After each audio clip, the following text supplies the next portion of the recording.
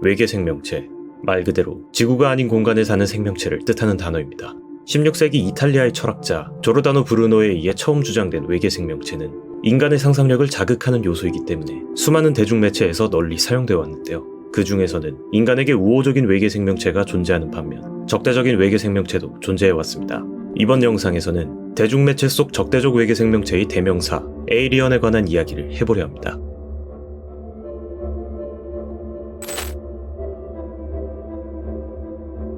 에이리언은 리들리 스콧 감독의 1979년작 에이리언 1편에서 처음 등장한 생물체입니다. 에일리언 1은 우주선이라는 밀폐된 공간 속 적대적인 외계 생명체와의 사투를 그린 작품이죠. 적대적 외계 생명체와의 사투를 그린 영화는 1950년대 이후부터 줄곧 제작되어 왔지만 대부분 B급이라는 평가에 머물렀고 뛰어난 완성도를 자랑했던 에일리언 1편은 훌륭한 평가를 받으며 1986년 2편까지 제작되게 됩니다. 감독이 1편의 리들리 스콧에서 제임스 카메론으로 교체되었기 때문에 당시 많은 우려를 낳았지만 2편 또한 성공하게 되고 그 이후 3편, 4편과 에이리언의 기원을 다루는 프로메테우스, 코버넌트까지 제작되게 되며 세계관의 확장에 성공하게 되죠. 대중매체에서 다루어지는 외계 생명체는 대부분 인류보다 뛰어난 과학기술을 보유한 지적 생명체로 그려집니다. 하지만 에이리언은 과학기술을 사용하는 지적 생명체가 아닌 본능대로 활동하는 짐승에 가까운 움직임을 보여주죠. 때문에 다른 작품에서 그려지는 적대적인 외계인들이 그들의 과학기술을 이용해 인류를 위협하는 반면 에이리언은 존재 그 자체가 위협적인 생명체입니다. 에이리언은 모든 작품을 통틀어서 정확한 이름이 밝혀진 적이 없습니다.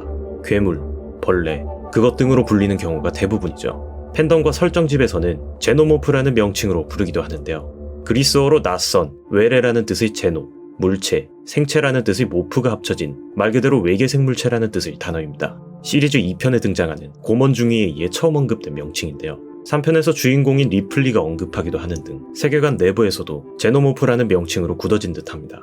에이리언의 디자인은 어둡고 기괴한 그림으로 유명했던 H.R. 기거에 의해 만들어졌습니다. 당시 에이리언의 각본을 맡았던 댄 오베너는 기거의 작품집인 네크로노미콘을 본 이후 큰 영감을 얻었고 그를 추천받은 리들리 스콧은 기거의 작품 중 하나였던 네크로놈 4를 에이리언의 기본 디자인으로 정하게 됩니다.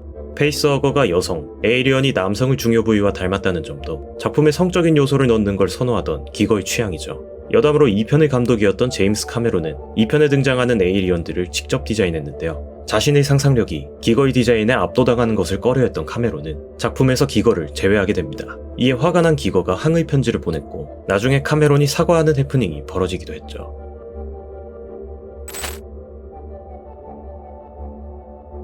에이리언은 기본적으로 자신들을 제외한 모든 생명체에게 적대적인 성향을 띠고 있습니다. 따라서 상당히 공격적인 특성들을 많이 보유하고 있죠. 단단한 외골격, 날카로운 발톱과 이빨, 그리고 뾰족한 꼬리를 가지고 있으며 입안에 또 다른 작은 입이 달려 있습니다. 단순히 팔과 다리만을 이용해 공격하는 경우도 있지만 이중턱과 꼬리를 이용하여 공격하기도 합니다. 이중턱의 경우 두개골, 심지어는 헬멧마저 뚫어버리는 위력을 자랑하죠. 거기다 인간을 훨씬 넘어서는腕력과 스피드마저 보유하고 있으니 맨몸의 인간은 에이리언에게 속수무책으로 당할 수밖에 없습니다. 추가적으로 혈액이 강한 산성을 띠고 있기 때문에 설사 에이리언을 무찌른다 하더라도 주변에 큰 피해를 남길 수 있습니다. 참고로 에이리언의 혈액은 사람의 피부는 물론이고 강철로 된 함선마저 녹일 수 있을 정도입니다. 이런 신체적 특성만으로도 충분히 위협적이지만 에이리언의 가장 큰 위험성은 그들의 습성입니다. 괴성만 질러대는 호전적인 맹수에 가까워 보이기 때문에 무시할 수 있지만 상당히 높은 지능을 보유하고 있는데요. 에이리언 2편에서 인간들이 어두운 환경에 약하다는 것을 깨달은 에이리언들은 전기를 끊어버립니다. 거기다 인간들이 센트리건을 설치하자 센트리건이 없는 천장을 통해서 습격하죠. 이런 모습들을 보면 적어도 인간이 만든 구조물이 어떻게 돌아가는지 이해할 정도의 지능을 가지고 있는 것으로 보입니다. 심지어 퀸 에일리언은 엘리베이터를 사용하는 모습도 보여주죠. 자신들의 혈액이 산성이라는 것 또한 이해하고 있습니다. 에이리언 4편에서 감옥을 탈출할 때 자신들의 혈액을 이용하여 벽을 녹이고 탈출합니다. 높은 지능과는 별개로 다른 어떤 생물과도 공존할 수 없을 만큼 포악한 성격을 가지고 있습니다. 상대가 누구든 관계없이 공격하고 생물체라면 가져야 할 최소한의 생명 보존 욕구 또한 전혀 찾아볼 수 없습니다. 추가적으로 높은 생존력을 보유하고 있는데요. 에이리언 3편에서 죄수들은 뜨거운 난물을 이용해 에이리언을 제압하는데 아무 일도 없었다는 듯이 금방 탈출하죠. 거기다 에이리언은 호흡이 필요하지 않습니다. 물속에서도 활동이 가능하고 심지어 진공 상태인 우주 공간에서 또한 활동할 수 있습니다.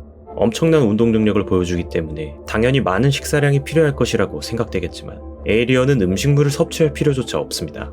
에이리언 대 프레데터 게임 시리즈에서 인간의 뇌를 주식으로 삼는다는 설정이 존재하긴 하지만 자신들의 산성 혈액이 에너지 역할을 한다는 것이 공식 설정입니다. 심지어 동면을 통해 에너지를 보존할 수 있다는 설정도 존재하죠. 이렇듯 완벽한 생물처럼 보이는 에이리언에게도 몇 가지 약점은 존재합니다. 시리즈 공통적으로 등장하는 특성 중 불을 싫어한다는 약점이 존재하는데요. 하지만 단지 싫어하는 것일 뿐 치명적으로 약한 것은 아니기 때문에 쫓아내는 정도의 역할만 수행할 수 있습니다. 게임 에일리언 아이솔레이션에서도 화염방사기를 통해 에이리언을 쫓아낼 수 있죠. 에이리언을 정말 확실하게 멸종시킬 수 있는 방법은 딱 한 가지밖에 없는데 바로 모든 숙주가 사라지는 것입니다. 다르게 말하면 모든 기생 가능한 생물이 멸종해야 한다는 것이죠. 2017년 개봉한 프리퀄 영화 에이리언 커버넌트 개봉 이후 팬덤에서 밝혀진 바에 따르면 에이리언 또한 수명이 존재한다고 합니다. 영화에 등장하는 로봇 데이빗은 검은 액체를 엔지니어의 행성에 살포하고 수많은 에이리언을 만들어내지만 그보다 10년 뒤인 작중 시점에서는 그 많던 에이리언들을 찾아볼 수 없죠. 작중 등장하는 에이리언들은 24시간 정도의 수명을 가지고 있고 사망 이후엔 다른 생물에 기생할 수 있는 곰팡이를 만들어내는데요. 이런 방식을 사용하여 행성의 모든 기생 가능 생명체들을 멸종시켰고 덕분에 작중 시점에서는 그 많던 에이리언들을 찾아볼 수 없었던 것입니다. 하지만 이 설정 또한 데이빗이 만들어낸 개체에게만 적용되는 것이지 다른 개체에게도 적용되는지 여부는 불분명하기 때문에 더 자세한 설정은 다음 영화가 나오는 것을 기다려봐야겠네요.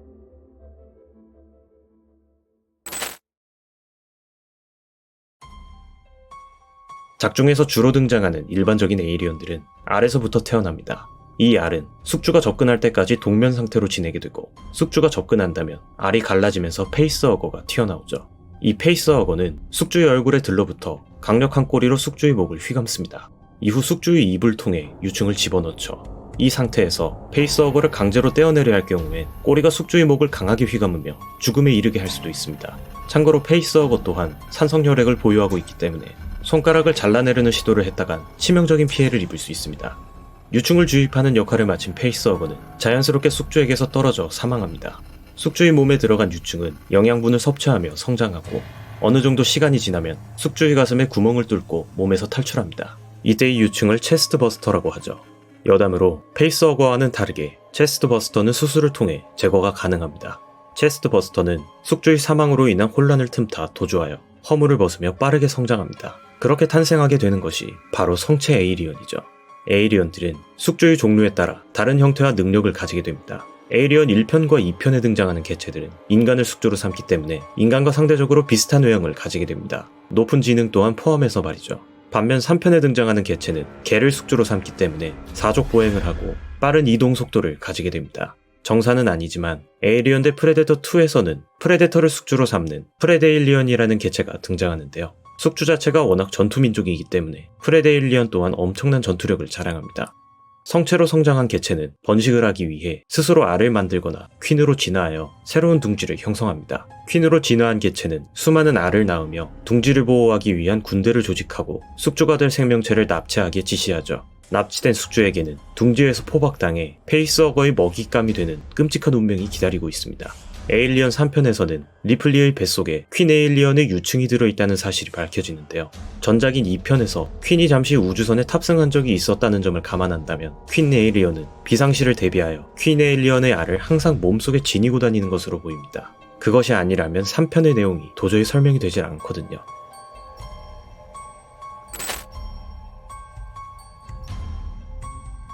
에이리언의 기원에 관해서는 비교적 최근까지도 단서가 거의 없다시피 했습니다. 사람들은 1편에 등장한 스페이스 자키의 우주선에서 그나마 그 단서를 추측하곤 했죠. 하지만 시간이 지나고 프로메테우스, 커버넌트 같은 프리퀄 시리즈가 개봉하게 되며 어느 정도 그 기원에 대한 궁금증은 해소되었습니다. 에이리언 1편보다 몇십 년 전의 시점을 다루는 프로메테우스에서 인간들은 자신들의 창조주, 즉 엔지니어의 우주선을 발견합니다. 여기서 엔지니어의 우주선이 1편에 등장한 스페이스 자키의 우주선과 동일한 디자인이기 때문에 스페이스 자키의 정식 명칭이 엔지니어라는 것이 처음으로 언급되죠. 인간들과 인조인간 데이빗은 수수께끼의 검은 액체를 발견하고 이 액체가 생명체의 진화를 촉진시키는 동시에 흉포한 공격성을 가진 이형으로 변이시키는 역할을 한다는 것을 깨닫습니다.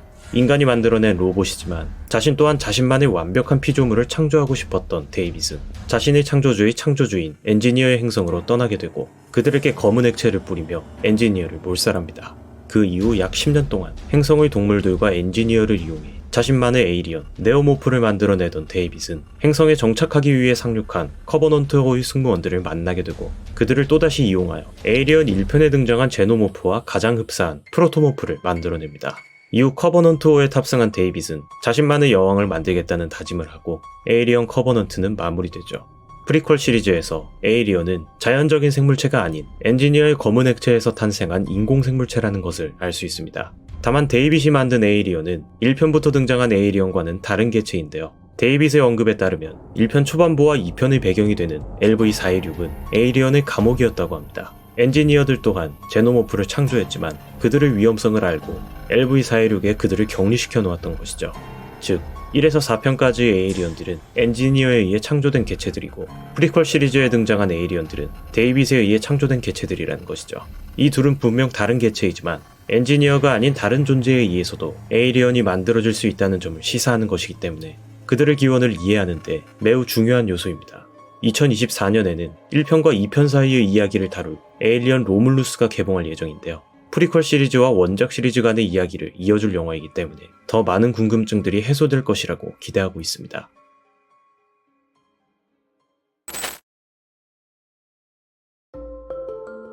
여러가지 분야에 진출한 프랜차이즈이다 보니 등장하는 에이리언의 종류가 엄청나게 많은데요. 가장 기본적인 드론부터 시작하여 워리어, 퀸 에일리언, 부활한 리플리의 유전자를 바탕으로 탄생한 뉴본 에일리언과 심지어 고릴라를 바탕으로 한 개체, 날아다니는 개체 또한 존재합니다. 에일리언의 둥지를 보면 괴상한 구조물들이 형성되어 있는 것을 확인할 수 있는데요. 에일리언들은 자신들의 체액을 굳혀 이러한 구조물들을 만든다고 합니다. 영화 프레데터 2편에서 프레데터의 함선에 에이리언의 두개골이 걸려있는 장면이 나오는데요. 당시 제작진이 장난삼아 넣은 것이지만 에이리언과 프레데터가 싸운다면 재밌겠다는 의견이 등장하였고 에이리언 대 프레데터라는 새로운 프랜차이즈가 만들어지게 됩니다. 하지만 원작자인 리들리 스콧과 배우인 시고니 위버는 이 설정을 정말 싫어했고 따라서 프리퀄 시리즈에 에일리언 대 프레데터의 설정을 부정하는 내용을 담아 에일리언 대 프레데터 시리즈는 공식적으로 부정당한 시리즈가 되었습니다. 에일리언 1편은 훗날 바뀐 설정들이 제법 있는데요. 리들리 스콧이 원했던 엔딩은 에일리언이 리플리를 잡아먹고 리플리의 목소리를 흉내내며 로그를 기록한다는 것이었지만 제작사의 만류로 인해 교체되었고 원래 에이리언의 수명은 4일 정도밖에 되지 않는다는 설정이었다고 합니다. 에이리언 1편과 2편은 아직 CG가 발달하지 않은 시점에 촬영된 영화이기 때문에 배우가 직접 슈트를 입고 촬영했는데요. 1편의 배우는 나이지리아 출신 미술학도 볼라지 바데조였고 키가 2m 18cm였습니다. 에이리언이 한 마리만 등장하는 1편과 달리 2편은 수많은 에이리언이 등장하는데요. 하지만 촬영 당시 에이리언의 슈트는 총 6개밖에 존재하지 않았다고 합니다. 이를 적절한 편집을 이용하여 수십 마리는 있는 듯한 연출을 했죠. 에이리언 커버넌트는 개봉 당시 홍보를 위해 인기 애니메이션인 릭 앤 모티와 콜라보를 한 적이 있는데요. 이때 릭에게 페이스허거가 달라붙지만 술과 약에 쩔어 살던 릭의 몸에서 금방 떨어져 나와 죽어버리죠. 공인된 설정인지 아닌지는 미지수이지만 아마 공식이라면 에이리언을 상대하는데 제법 효과적인 방법일 수도 있겠네요. 오늘의 영상은 여기까지입니다. 영상 좋아요와 채널 구독, 후원은 제게 큰 힘이 됩니다. 시청해주셔서 감사합니다.